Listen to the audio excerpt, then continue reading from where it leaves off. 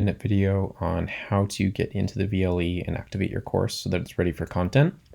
So start on the granderie.ca website, and if you scroll all the way down to the bottom, under resources, the virtual learning environment link is there.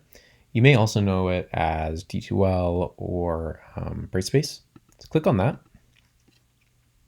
and it'll bring you into the login page. Just use your Granderie email and password. It's the same for your students as well.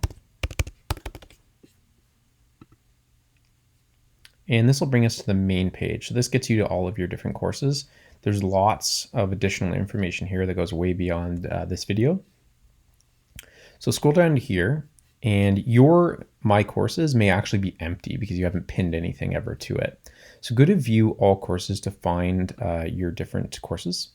Now this is going to be a number of courses here because this will include all of them that you've taught since the VLE launched.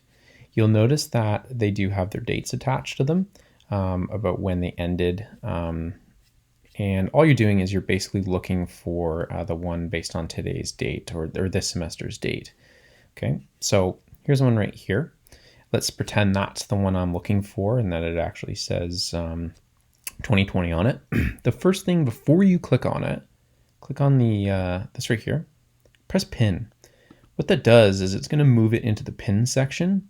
So if you scroll up, it's now actually in the pin section, and it will actually show up in the box on the main launch page too. So you don't have to keep going through all of these different courses. Okay. So here's my course. What I'm going to do is click on it. The number one thing you want to do now is activate it. Without it activated, none of your students can actually see this course. So when they log into their VLE, the course will be missing. So go to Edit Course. And it's actually the first link right here, course offering information. And we're going to do two things in this page. The first is we're actually going to change the name of the course. This is auto-generated, and depending on your students, not super student-friendly. So I'm going to put in grade 9 applied English. Okay. The other thing I want to do is I want to scroll down here, and there's our button right there.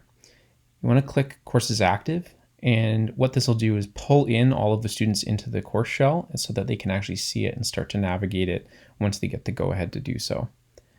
Press save.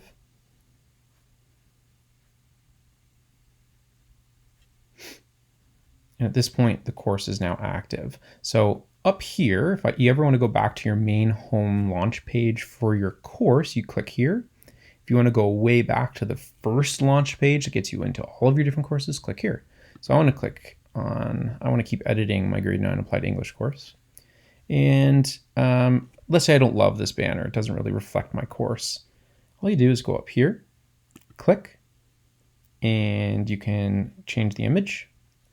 And it actually preloads, Brightspace will actually preload things based on the things that you wrote for the title. So you'll notice that there's a lot more books in this one. So let's say I like this image, I could use this, or you could also upload a high resolution image if you want to use something outside of the VLE. But let's say I like this one. It will change for me and the students as well. Now, the only other quick thing would be, here's your news item. So this is, all you can do is if you click on create a new news item, you can put the headline, what it will be, and then it's basically a text box. You can add images, videos, GIFs, whatever you'd like, and you'll be able to communicate to your students through there, because then it will pop up right here for them. So that's a really great way for them to communicate through them to the students as well. Now you can also edit this page, but I could also do that in another video because that's sort of a whole other thing. But at this point, your course is now activated. It's got a new name. And if we go back to the home launch page for the whole thing, where we started, you'll notice your course, okay, is now here. Now it does say course ended only because this is an old course shell and the course did end a long time ago. But there it is right there, pinned, because we pinned it originally. So hopefully that's helpful in getting you up and running to start distance learning.